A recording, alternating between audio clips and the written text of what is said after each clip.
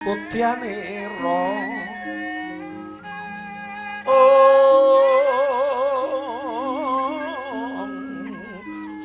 sang Dwijara brengang lir swaraning madu bronto manungsung sarining kembang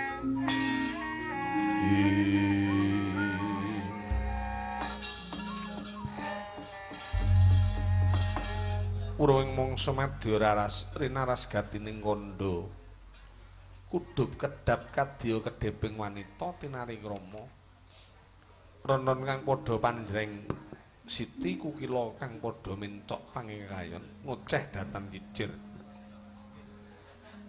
akarya endah swasanane Rewusnya ngancik madya ratri tinengeran jumedhuling repat Panakawan ingkang geguyunan gegojegan suka parisuka mangun sukaning ati sore-sore padang wulan ayo kanca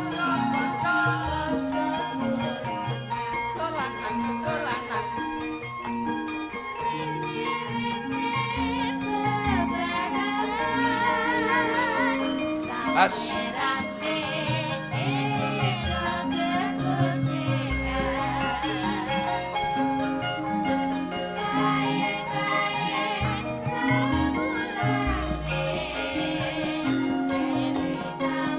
sama-sama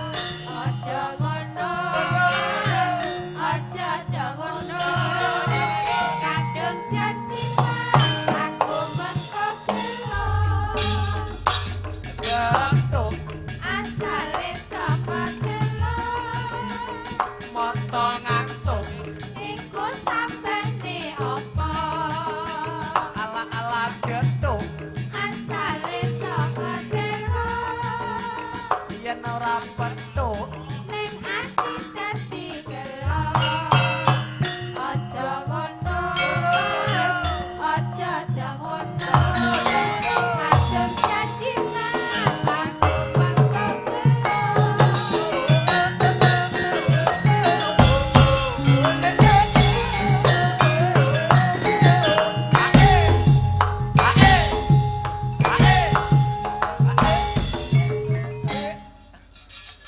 Arep kok tekane ngendi to, Truk. Nyambung. Seneng-seneng. Ora nyono ora ngira ya Kang Gareng. Sowan ana daleme Adimas kadange dhewe Adimas Muhartanto. Wah. Pancen ngregengke suasana kok, Tru. Mas Tanto karo Mbak Anti Supriyatun. Iya. Putrane katon dadi dewasa merga saka didikane wong tuwa. Iya. Ya senajan pendidikan formal maca nulis gambar nembang kuwi kawengku dening ibu bapa guru sing ana sekolah. Ning sethithik akeh pendidikan kajiwan iki tetep kasarira dening bapak ibu sing ana dalem. Iya. Yen aku yakin kok Kang. Mas Hartanto kalian garwa lek didik putra mesti iso dadi bocah sing sopan lahir batin. Iya. Duwe tata krama njaba jero. Oh iya. Ndeleng panjenengane ya, Gong. Iya. Mas Hartanto iki ambak-ambak suksese kaya ngono. Kesopanan iki panggah dijaga kok, Kang. Tata krama unggah-ungguh. Ora eneng sifat sombong tumrap panjenengane kok. Ah iya. Wah. Wis muga-muga tokone ya laris ya, Kang. Iya. Dengan modal sing wis ditandur terus golek pakaian-pakaian masa kini diminati karo warga masyarakat. Iya. Kala mangsa konsumen ki jajak-jajak lho, Gong. Dadi umpamane toko ki reja, toko ki rame aja dianggep kuwi laris sak teruse. Mengko yen nganti pelayanane kurang memuaskan, isine kurang apik, rame ki mung sak gedagan. Ngono ya, Kang. Iya. Sing luwih baku ki mempertahankan. Dadi kala mangsa dawuhing para sepuh kae bener wong gawe iso. Wong bentuk ki iso ning lek ngopeni, lek mempertahankan ki piye? Ngono ya, Kang. Iya. Padha karo gawe omah. Lek gawe apik diwiwiti dibeciki, diapiki, dikai taman. Gaene apik, pinter mergo ya wong sugih paribasane. Oh iya. Ning lek engko bar gawe iki ditok-ketok terus jembrung apa-apa sarwa semrawut no dadine ya kurang becik. Nah iya. Rumahku, istanaku kae ora eneng ya, Gong. Lah iya. Mulai ki jroning suasana sing kebak tirakat ana daleme Mas Hartanto iki awake dhewe tansah gedhek-gedhekke rasa syukur. Ah iya. Ngikuti marang jejake panjenengane. Iya. Tenan lho Kang, biyen ki nom-noman iki ya saiki ya sik timur sik enom. Ning biyen ki wah wis ndelok sejarah uripe iki kaya-kaya wis ora gambarake lek dadi sukses kaya ngene. Iya. Ya kuwi mau tak takoni tak suni pirsa iki modal dasar iki mung kejujuran lan kedisiplinan kok, Gong. Lah iya muga diturun karo putra-putra besok. Oh iya. Yo diteruske. Teruske. Iki karo ngaturi Mas Percil. Iya. Ben ditembangke karo Mbak Purwindari. Apa? Tawang aku njajal pengen gabur iki ben tawang. Iya. Diantepke suarane. Mergo kadang kala gepeng iki lek nyuwara iki numpang gender lho, Kang. Diantepke. Yen ing tawang ana Suara apa iki? Suara cetak. Iya. Neno. Jajal. Yen ing taman ana lintang Karo napas iki cekak-cekak. Pancen lemu wong iki lek lemu mesti gampang cekak. Beda lek karo sing cilik-cilik ngene napase disambung ya. Noneno. wong bagus aku ngeteni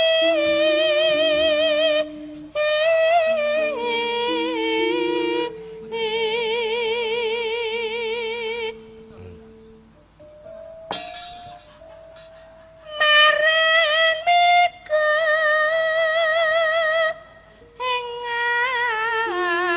hengang kosong Mas Percil. Sentang kon war tane reki Mas Yudo. Nggih, Bos. Niki wae pun Siap, samidar nggih. Sampun, sampun. Sampun Oh. keloto, sampun. Wah, pun panggihané Mas Hartanto. Sampun, Ah, sampun. priyaine redok kalem ngoten nggih. Nggih. Hebat. Hebat. Kuwi cara baraan Yuswa paling usiane sampean Mas Percil. Napa nggih? Nggih tigang dosonan langkung Doson. sekedhik lah. Nggih. Tapi Kula tasih hebat. selawe lho, Bos. Sampean iki Selangkung kula niku. Langkung tapi kaya 55 tadi kebrangas. Kebrangas. oh jadi ya Mas Percil. Lah nggih ta.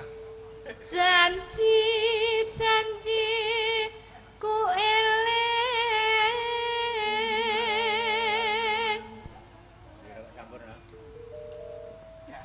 sumadut sing tias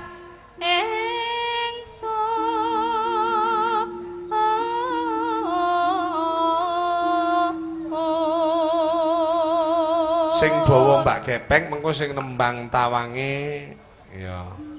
Aku njajal karo anak wadon iki, genduk iki. Tista. Tista. Nimas ingsun prasetya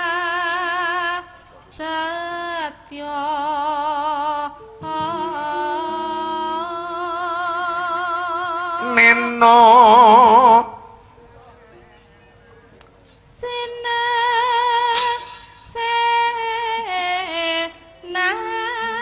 senan bumi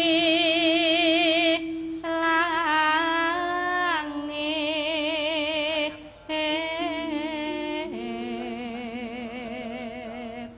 Tambah andeng-andeng barang saiki Probo saiki. tambah lenapi iya Mas. Nggih. Kayak andeng-andeng barang. Ani Sesuk tangi sing tias nganteni padang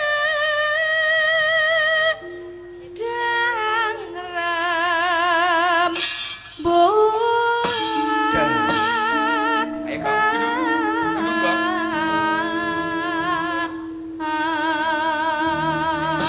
Ayo, genduk. Saiki jumeneng sare-sare. Ya. Nggih. Ditembangke sing Sare-sare penak. Wis watan ngantuk napa sekolah. dereng niki mau? Hah? Dik cetek. Niki, niki. Ah, dereng. Pinter cah ki ae. Yang ngene iki. lho, Awakmu pinter. iki 3 tahun kasno wis lali karo bocah. Lah lah tenan. Perkembangan Yo nih. belungan-belungan apik ya iki jan ya. Calon. Salon tok iki wis iki. Sampeyan wis kenal karo Mas Darmaji to? pun Sing pundi? Yang pundi? sing tengah niku Mas Bayu, Mas Bayu. Mas Bayu sing pundi? Mas Bayu. tuh kok Mas Bayu niki. Niki lho. Lah niki buyute Mas Bayu. Niki Mas Aliando. Aliando. Mas Alexander Kristi niki. Jam niki Alexander Kristi.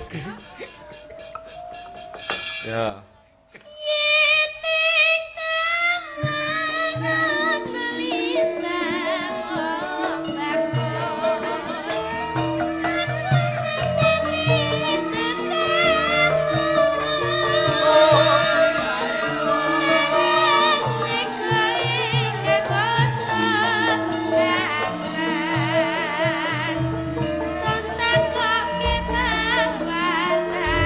Enak banget iki suarane.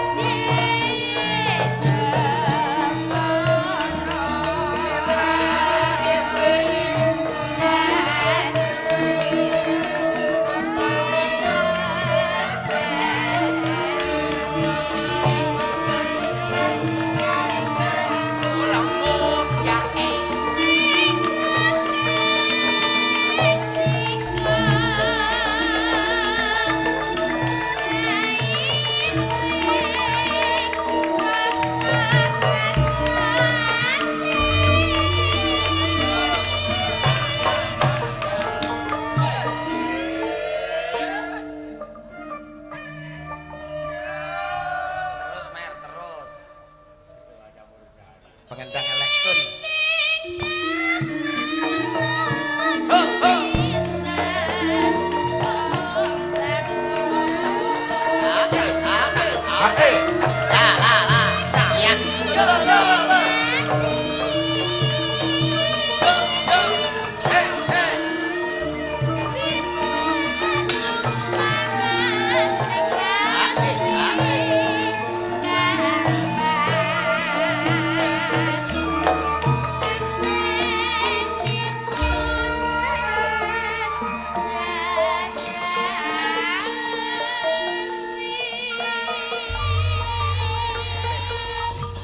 Jaranan jarane jarane jaranan jarane Cek Probor ini. Pandoro sing iring para mantri jet om jet turun jaranan jarane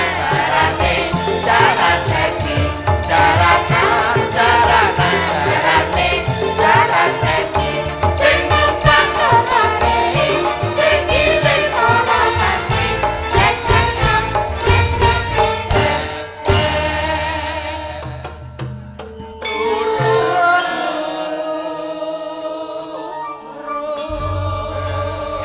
Wah, nganti lali Mas Percil lek dina iki mau disyuting karo Mas Aji Entertainment. Wah. Entertainment. Terima kasih Mas Haji Entertainment. Terima kasih Om terbaik, Haji. terbaik. Yo, Sip, sip, sukses terus. Oh, Ya. sing daleme ning Unut. Oh nggih. Om Haji, saya pesen ya nanti kalau diedit saya dilangsingkan sedikit. Oh. Gak kena lho, Prof. Isone dilangsingne iki tipine disigar dadi loro. Akhire langsing. Dilangsing. Iso lho. Loh, lek wajah dibersihkan kan bisa juga. Bisa. Masa lek tubuh ndak bisa Perkecil. langsing. Diperlangsing napa diperkecil ngoten ta? Langsing. Mboten saged no. Kenek tapi ndase pangkah gedhi. Awake cilik ngono. Iku malah kok temu malah. Sik, aku pengen karo Jeng Probor. Jajal napa aku saiki tak beri kemerdekaan. Walaupun aku duwe ning panjenengan lebih tahu Nah, dari apa? segalanya apa maneh. Anjing apa? Cobi niku. Banyuwangen nggih? Iya dong, Iya, sekarang. iya. Barang kowe iki. Kene iki apa lho ora dilayani. Iya. Banyuwangi iso, Madura iso. Hmm. Bali lho iso lagi. Oh, Bali iso. Iso. Piye Yo engko tak SMS. Apa banyaknya apa, Prap? Istimewa. Oh, Loh, Istimewa Banyuwangi. Istimewa Banyuwangi. Enggak no. Niku sing nyiptane kula jane. Lah alah. Sing nyiptakno sapa? Aku. Lah timbangane anu parisoto. Ora istimewa iki apa to? Niki lho, Bos. Kau lho, Bos. Jajal sik. Jajal dites. Suarane. Kau yang mempesona, anggun senantiasa menawan istimewa. Hop. Kuwi lho, Bos. Ndang jajal sampean ndang jajal. Kau. Iya. Ora iso. Ya, tekan aku ketang kok Asik. perintah. Enak suarane Pak Eko Enak lho, Pak Eko tenan. Sahdu lho, sahdu. Jajal. Apa suaramu itu? Lho lah. Gak. Ayo jajal, Om Eko. Ora iso. Kau. Kedua. Nadane. Alah. Iki ben padha-padha isone. Ya. Ya. Kau yang mempesona, anggun senantiasa menawan istimewa. Kau membuatku jatuh cinta, berpukau di kagummu, bikinku tergila-gila. Hop. Ngono lho, Bas. Oke. Enak. sip. Sesuk tak belajar Mas Surti. Oke, jenengan Masuk, belajar. masuk. Jenengan anu make Tapi jenengan SMS. aku sih kagum Pak Eko sahdu tenan sahdu apik. Satu. Anu sahdu suarane Suarane dirungokne kental. penak ngoten lho. Wah. Kental. Waduh, wong tak tembang endek nek ndak langsung turu, Mas. Ya sebab mau ngrungokne dadi. Sorry. Ayo. Monggo, istimewa bersama Mbak Proborini dengan Kusuma Wardani. Haji video syuting Haji Soteng, terima kasih. juga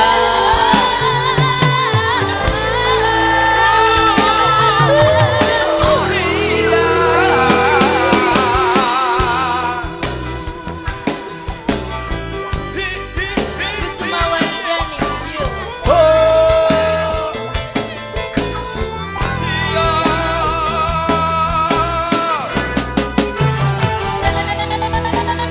Kau yang mempesona,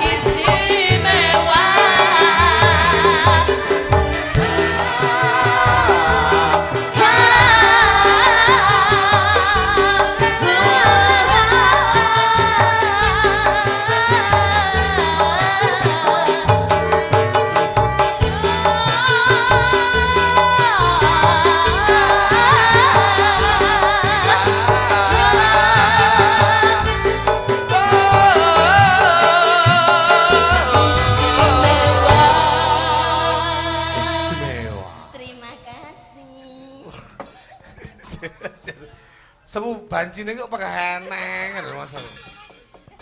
Aku yo aku pengen iki Iwang karo Via Anjasmara. Iwang tak gandenge Anjasmara. Nggih, sinten. Sareh-sareh waton pikoleh. Iso. Ya, iso madakne kuwi lho to. Iya. Sareh-sareh Kon pikoleh. diwasaku dandan ripit, rambutku lengone pomit, malah kowe lunga plencik, ora pamit wit. Bertemu lawan aku mikir ning ngawak nganti rusak coba jeruk sing tak pikir jebule kaya ngono kembang jambu godhong dipangan ular cintaku sekonyong-konyong kodhong ular keket rambune gombal bokek aku kan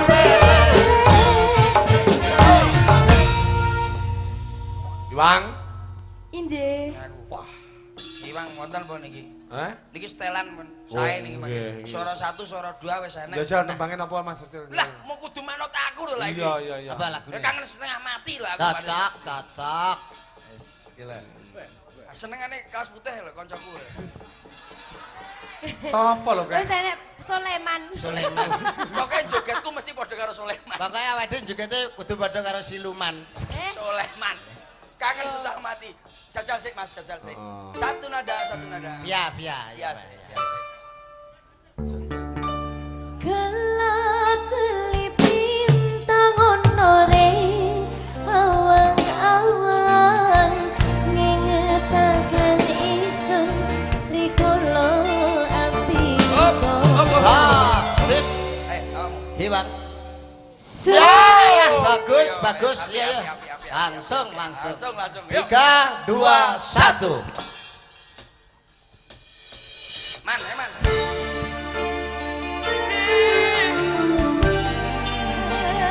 Ayo Man. Asai. Lagi bro.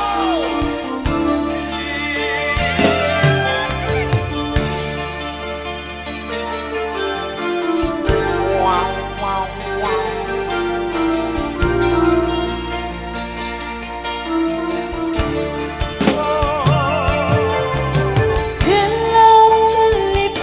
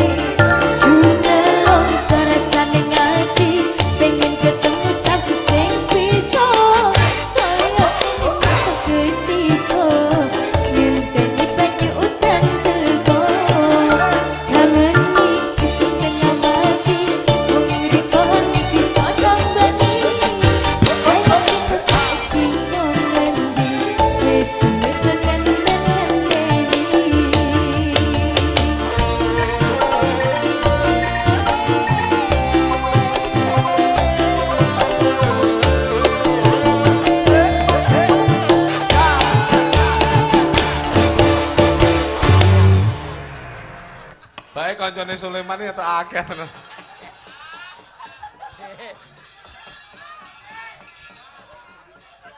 Nggih, sampun, Bos. Wah, aku tas diseneni Sulaiman Mas, iki tenan.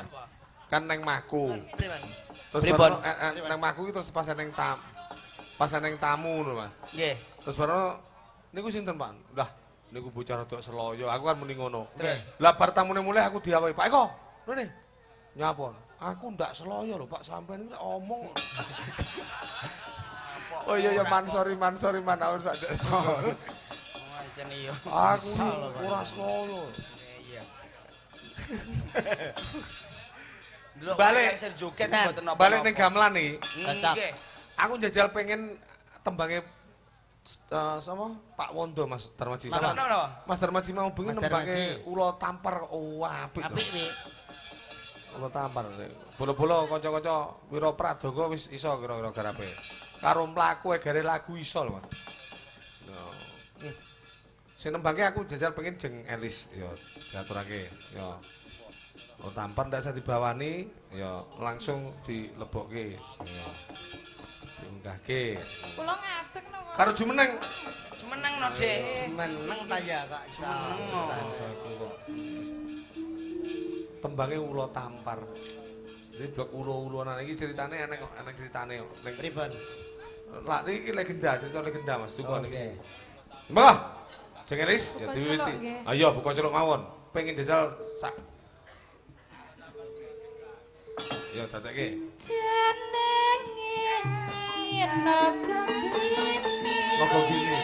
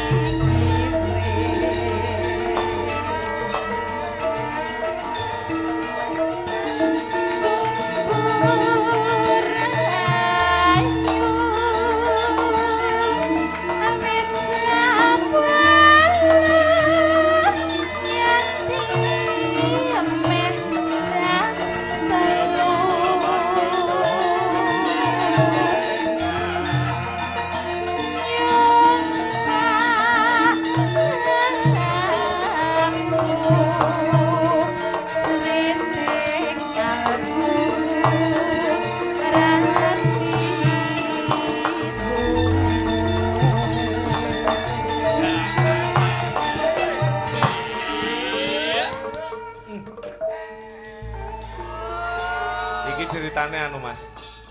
Kula tampar iki nyelingkuhi bojone Nagaraja. Kok gini niku nggih. Heeh, Nagadini. Kula kok ya enek sing selingkuh ya, Mas. Ya ulo lho. Dadi awake dhewe termasuk padha ulone apa? Kula ngeten. Nggih niku. Sak ndure tampar lah dhewe. Entong. Kula yat. Koneng seri angler ulo tampan lilet nampak kini